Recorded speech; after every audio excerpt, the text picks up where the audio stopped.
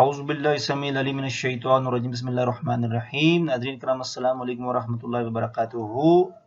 خوابوں کا سلسلہ جاری ہے۔ آج ہم پانی اور دریا کے متعلق بات کریں گے۔ اگر کوئی شخص رات کو خواب میں دریا دیکھتا ہے تو وہ اپنے مقصد میں کامیاب ہوتا ہے، اسے کوئی نعمت ملتی ہے۔ اگر دریا کا پانی صاف دیکھتا ہے تو وہ اس کا بادشاہ عادل ہو اس ملک کا جس میں وہ رہ رہا ہے۔ اگر وہ شخص بیمار ہے تو اسے صحت ملے اور خوشی نصیب ہو۔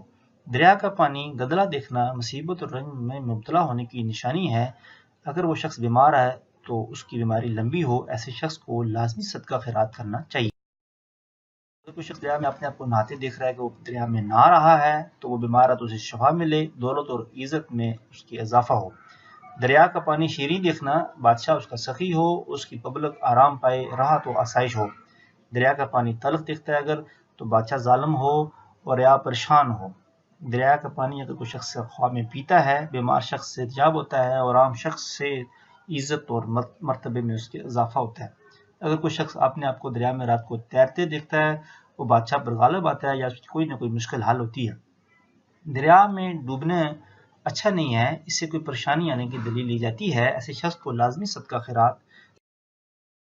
صلی اللہ علیہ وسلم نے ارشاد فرمایا کہ جب تک خواب بیان نہ کی جائے وہ پرندے کے پاؤں پر رہتی ہے، یعنی غیر منتقل ہوتی ہے۔ جب بندہ اپنی خواب بیان کر دیتا ہے تو وہ واقع ہو جاتی ہے۔ چونکہ خواب نبوت کا 40واں حصہ ہے، اس لیے مومن کی خواب اس کو لازمی اپنی خواب کی تعبیر پوچھنی چاہیے۔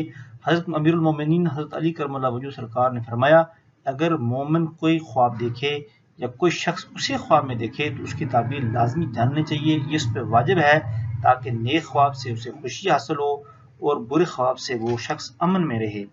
اگر کوئی شخص رات کو برا خواب دیکھتا ہے تو اسے آنکھ کھلنے پہ اٹھنے پہ بائیں جانب 3 بار اس کو دھتکارنا چاہیے اور اللہ پاک سے شیطان مردود کی پناہ لینی چاہیے۔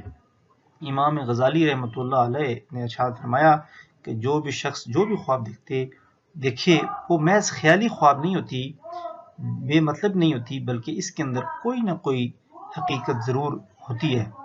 تو لہذا میں امید کرتا ہوں کہ آپ کو یہ ویڈیو ضرور پسند آئی ہوگی۔ پلیز اس میرے چینل کو لازمی سبسکرائب کر دیں، اس ویڈیو کو لائک اور دوستوں کے ساتھ شیئر کر دیں۔ اگلی ویڈیو تک مجھے اجازت دیں۔ بہت بہت شکریہ۔ اللہ حافظ۔